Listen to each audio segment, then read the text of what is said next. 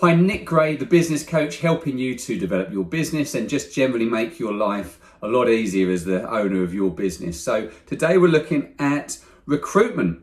How do we get candidates? It's a nightmare. So a lot of my clients are saying that they're really struggling, and recruitment companies are saying, recruitment agencies are saying that they're struggling as well. So some ideas to think sort of outside the box, some things you may or may not have thought of before. And with any of this, it's about developing each of these ideas. Really start to think, get your team involved and develop and ask questions and brainstorm. Hopefully these suggestions that I give you here will lead on some other great ideas that you and your team will come up with. Just thinking outside of that box, okay? So the first one that we want to be thinking about here is understand that advertising for a position is just like marketing. And just like marketing, we need to be thinking about who our target market is. So what type of person is it that you ideally want? If you can think about behavioral profiles or personality profiles, if you know about what the best profile is for this role, that's going to help you as well. Where do they live? What sort of job are they currently doing? What skills have they got? Think about as much detail as you can.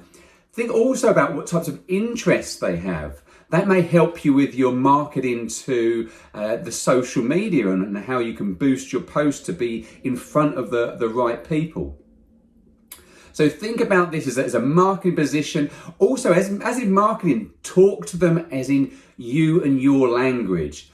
So too often in marketing, people say, I, we, we've been in business such a long time, our, I. It's almost like you're weeing all over them. So by saying we this, we that, we that. We really want to be speaking, so you're going to benefit from this because you're this and you that. So think about talking to them in their language, so you're speaking to them. It's important psychological reading when they're reading your profile. The second one is describe the position in ways that they can really see themselves in that position. So talk about the behaviors and the values that you want. Things like you'll be a positive, upbeat person who always takes pride in what you do. You'll be looking for recognition in the great work and by achieving the goals that you're setting for yourself. Think about talking to them in a position so as they're reading through it, they're thinking, yeah, that's me. Yeah, I can definitely do that. And so we're creating that excitement about that. Number 3, we want to think outside the box. So the person that you want is quite likely already working for somebody. They're certainly not on the dole, you'd hope, because they're already successful in what they're doing. So how do we get in touch with that person who may or may not be looking for on the job boards?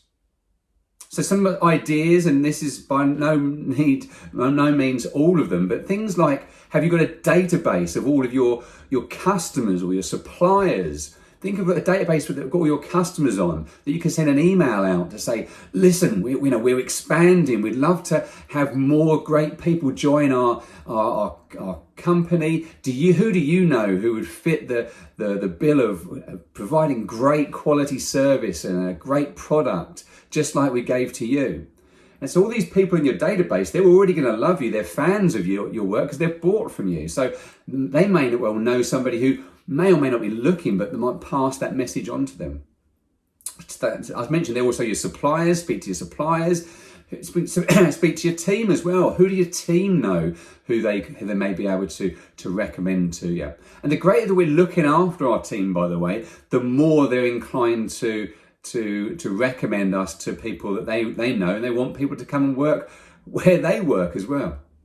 Number 4, so make your business as attractive as possible. So people these days will do their due diligence. They'll do their due diligence on social media. They'll look at your website. So what does your website look like? Does it look fun if you're trying to convey values of fun?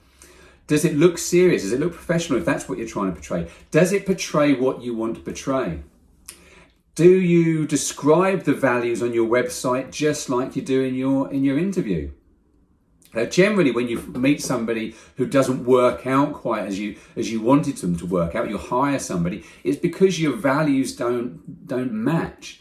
So it's important to really get a clear understanding that their values match your values. So do your values detailed on the website. So I'll give you, for instance, a client of mine who I used to work with, who was a software company in Ipswich, and they wanted to hire people and get talent away from London, which is where all the talent used to go.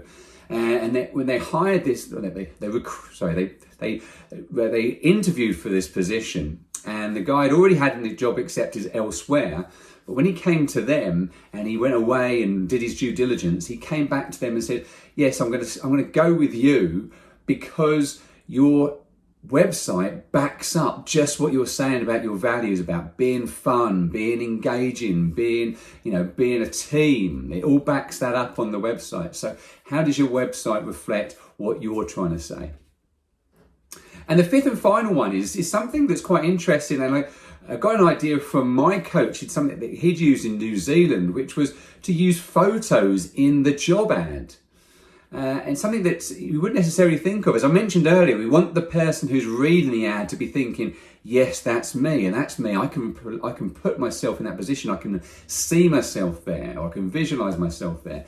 With a picture, if you've got a good idea of the type of person you want, they can see themselves there. If they can see themselves there in a fun environment, or if you've got pictures of people working for you already in a fun environment doing that role, or maybe it's something that it's interesting that they're doing that you wouldn't be able to communicate necessarily. Maybe you've got an interesting place of work that they can see.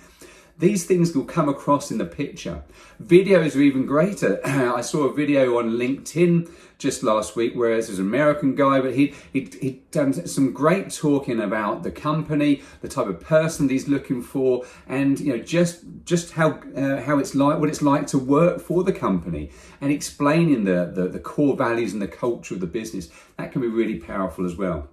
So, like I said, this isn't a finite list, and I'm sure that hopefully with some of these ideas this will spark some more thoughts for you and your team to think of what you can come up with. I'd love for you to share with me any of those ideas in the comments below. If you like this video, please obviously press like. If you want to see more of these, then hit subscribe.